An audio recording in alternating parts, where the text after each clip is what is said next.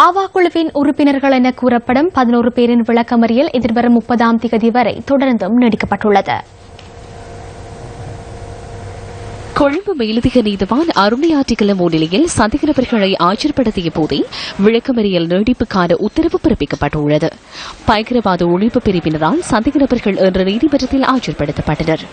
LTTE இயக்க முன்னாள் உறுப்பினர்களுடன் இணைந்து ஆவா என்ற குழுவை உருவாக்கி அரசாங்கத்தை அசௌகரியத்துக்கு உள்ளாக்கும் வகையில் யாழ்ப்பாணத்தில் வன்முறை செயற்பாடுகளில் ஈடுபட்டதாக சந்தேக நபர்களுக்கு எதிராக குற்றஞ்சாட்டப்பட்டுள்ளது.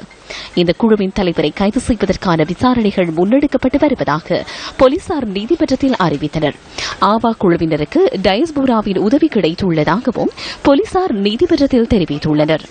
அதற்கமைய சந்தேக நபர்களை தொடர்ந்தும் விளக்கமறியலில் வைக்குமாறு உத்தரவிட்ட மேலதிக நீதவான் அவர்களால் முன்னெடுக்கப்பட்ட செயற்பாடுகள் தொடர்பில் பயங்கரவாத தடைச்சட்டத்தின் கீழ் வழக்கு தாக்கல் செய்ய முடியுமா என ஆராய்ந்து அறிக்கை சமர்ப்பிக்குமாறும் போலீசாருக்கு கட்டளை பிறப்பித்துள்ளார். விளக்கமறியலில் வைக்கப்பட்டுள்ள சந்தேக நபர்களில் ஒருவர் இந்த வருடம் கல்வி பொது தராதர சாதாரண தர பரீட்சைக்கு தோற்றவுள்ளதால் பிரதேச பாடசாலை ஒன்றில் பரீட்சை எழுதுவதற்கான வசதிகளை அவருக்கு செய்து கொடுக்குமாறு பயங்கரவாத ஒழிப்பு பிரிவினருக்கு நீதிமன்றம் உத்தரவு பிறப்பித்துள்ளது.